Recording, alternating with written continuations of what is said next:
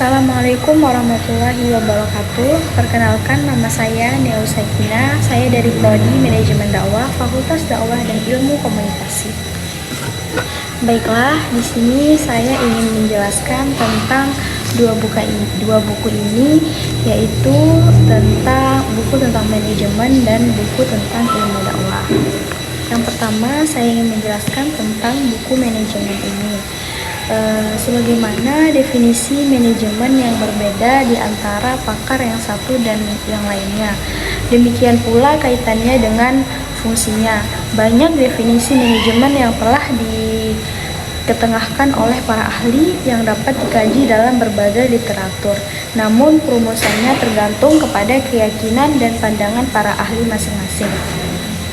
Ada yang mengatakan bahwa manajemen adalah ilmu, yaitu ilmu yang mempelajari dan meneliti upaya manusia untuk mencapai tujuan yang telah direncanakan secara efektif dan efisien dengan bantuan sejumlah sumber. Ahli lain mengatakan manajemen merupakan kekuatan yang menjalankan sebuah perusahaan yang bertanggung jawab atas keberhasilan dan kegagalannya. Ada pula pendapat lain yang menegaskan bahwa manajemen adalah tindakan pemikiran dan pencapaian hasil yang diinginkan melalui usaha kelompok yang terdiri dari tindakan mendayagunakan bakat-bakat manusia dan sumber daya lainnya. Adapun di sini saya ingin menjelaskan tentang buku dakwah. Secara singkat, dakwah secara umum adalah upaya menyampaikan, mengajak, dan mengingatkan orang lain untuk mengikuti ajaran Islam sesuai dengan Al-Quran dan As-Sunnah. Tujuannya adalah memperbaiki akhlak, meningkatkan keimanan, serta membimbing manusia menuju jalan yang diridhoi Allah. Dakwah yang dilakukan melalui berbagai cara, baik melalui lisan, tulisan, maupun perbuatan yang menunjukkan kebaikan dan keteladanan. Terkait dengan dakwah sebagai proses penyampaian ajaran Islam dalam kehidupan di tengah masyarakat, seringkali dakwah diartikan hanya ulama sebagai pendakwah yang menyampaikan pesannya di hadapan halayaknya. Akhirnya, dakwah dipahami sebagai tugas ulama semata. Bentuk dakwah hanya ceramah agama dan mitra dakwah selalu terdiri dari banyak orang. Pemahaman yang tidak tepat ini telah diterima secara umum oleh masyarakat, sehingga perlu dikemukakan beberapa fenomena dakwah yang lain. Dakwah bukan hanya kewenangan ulama. Ada tokoh agama, setiap muslim bisa melakukan dakwah, karena dakwah bukan hanya ceramah agama. Dakwah tidak hanya bisa dilakukan oleh ulama, ustadz, atau guru. Siapa saja boleh berdakwah. Bahkan seluruh umat muslim diwajibkan untuk berdakwah dan menyampaikan ajaran Islam dan menyampaikan kebaikan. Tidak harus membeli buku pengajian, tidak harus membuka pengajian. Bisa juga di kalangan kita sendiri seperti saudara, keluarga, dan tetangga sekitar. Asalkan kita bisa bertanggung jawab atas dakwah itu sendiri. Keterkaitan antara ilmu manajemen dengan ilmu dakwah, yaitu manajemen memiliki keterkaitan erat dengan dakwah karena dakwah memerlukan pengelolaan yang baik agar tujuan penyampaian pesan Islam dapat tercapai secara efektif. Manajemen membantu dalam merencanakan, mengorganisir, mengarahkan, dan mengendalikan kegiatan dakwah. Dengan manajemen yang baik, dakwah dapat menjangkau lebih banyak orang menggunakan sumber daya secara efisien, serta memastikan pesan yang disampaikan dengan cara yang tepat dan relevan. Ini mencakup pengaturan waktu, pemilihan media, dan pengelolaan tim dakwah sehingga misi dakwah menjadi lebih struktur dan berkelanjutan. Baiklah, di sini saya akan menjelaskan tentang konsep perencanaan pusat studi dakwah. Perencanaan atau planning dapat didefinisikan sebagai suatu proses penetapan tujuan yang hendak dicapai dalam kurun waktu yang terbatas, serta didefinisikan langkah-langkah yang diperlukan untuk meraih tujuan tersebut.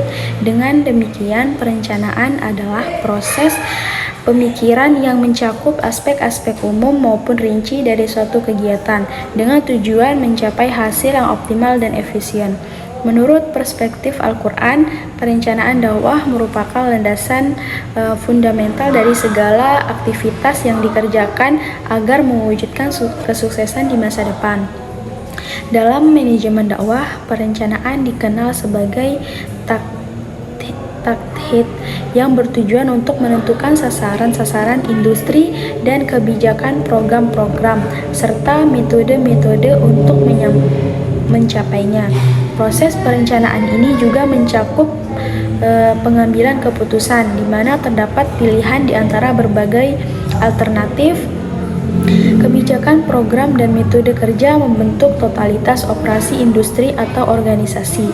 Perencanaan pusat studi dakwah dapat dipahami sebagai suatu proses yang berstruktur dan terorganisir, karena ketika menentukan prosedur yang akan dilakukan untuk menjalankan dan mengembangkan aktivitas dakwah, khususnya dalam lingkup akademis atau kelembagaan yang fokus pada studi dakwah.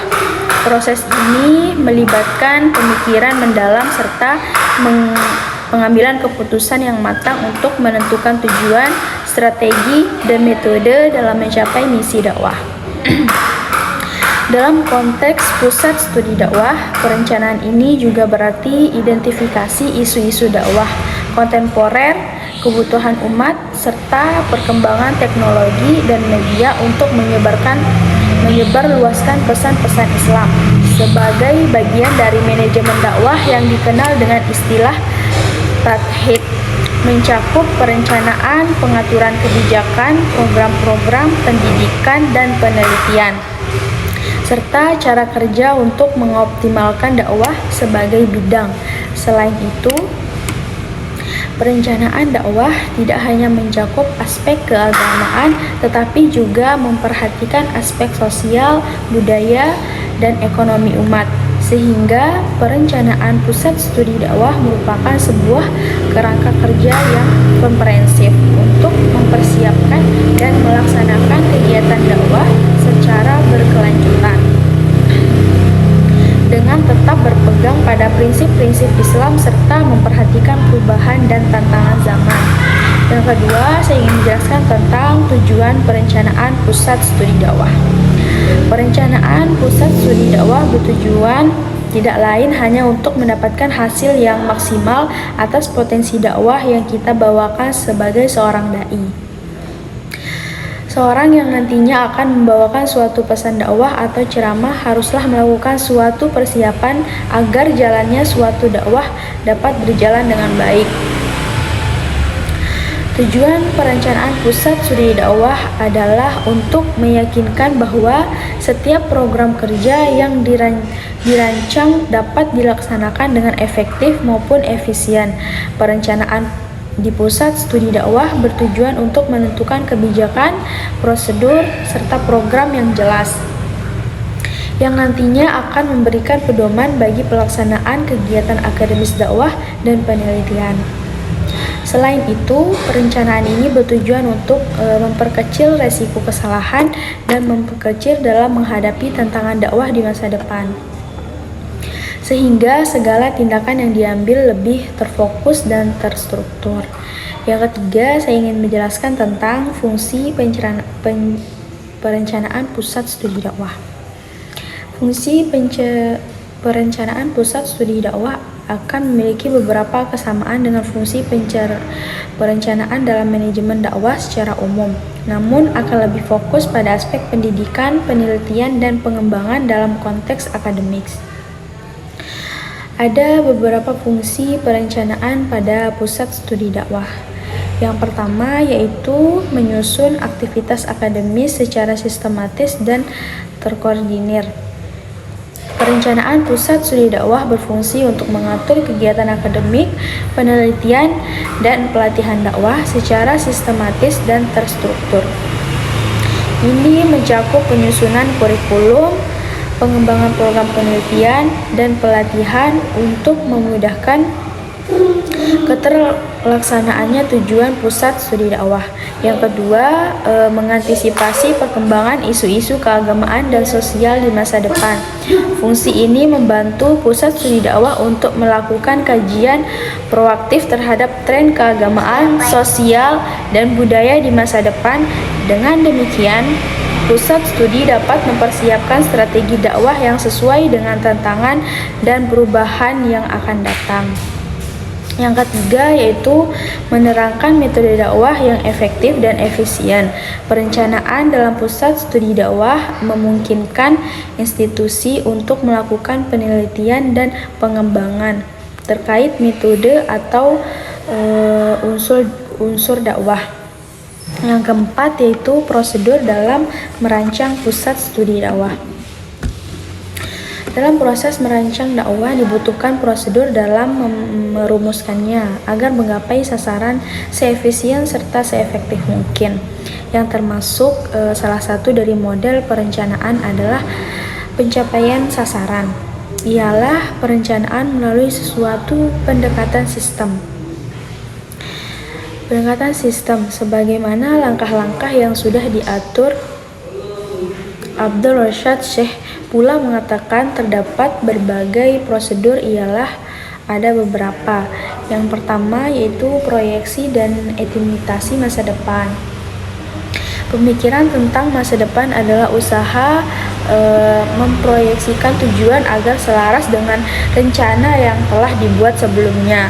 Kegiatan ini sangat karena untuk memahami gambaran situasi dan kondisi di masa depan yang akan datang yang dapat mempengaruhi pelaksanaan dakwah dapat ditetapkan dan prosedur yang lebih sistematis.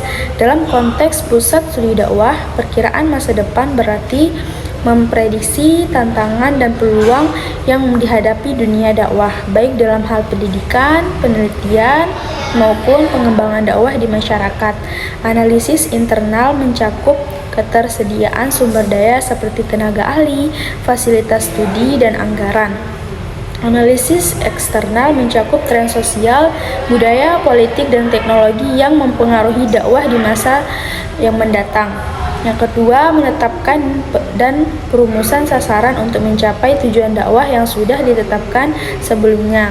Penetapan dan perumusan sasaran dakwah sangatlah penting karena perencanaan dakwah hanya bisa dirumuskan secara efektif jika tujuan utamanya sudah ditentukan terlebih dahulu tanpa memahami sasaran yang ingin dicapai.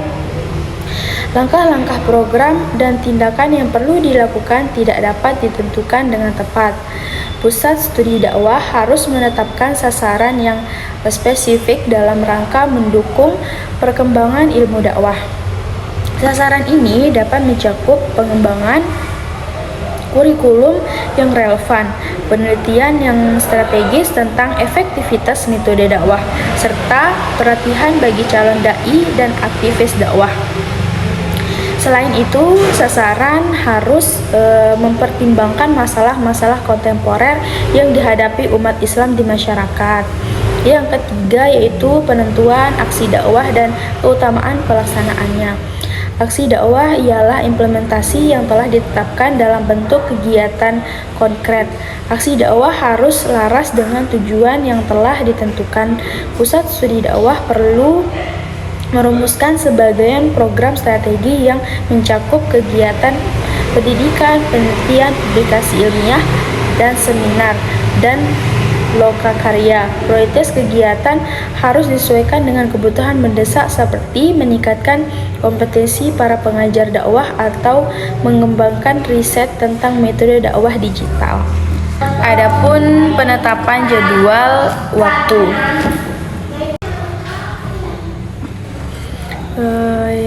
Yaitu penentuan waktu sangat krusial dalam aktivitas dakwah. Dengan mengetahui kapan kegiatan atau aktivitas dakwah harus dilaksanakan serta durasi yang dialokasikan untuk setiap aktivitas, para pelaku dakwah dapat mempersiapkan diri dan menyediakan sarana yang diperlukan untuk masing-masing kegiatan tersebut.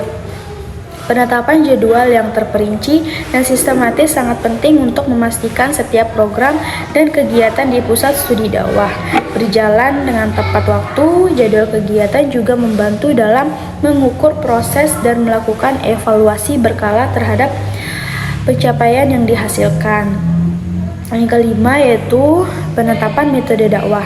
Tata cara dakwah merupakan metode yang dilalui oleh pelaku dakwah dalam menyampaikan materi ataupun metode penelitian strategi dalam dakwahnya. Pusat studi dakwah harus merumuskan metode pengajaran dan penyebaran dakwah yang paling efektif berdasarkan riset dan pengalaman lapangan. Mungkin hanya ini yang bisa saya sampaikan, kurang dan lebihnya saya mohon maaf. Assalamualaikum warahmatullahi wabarakatuh.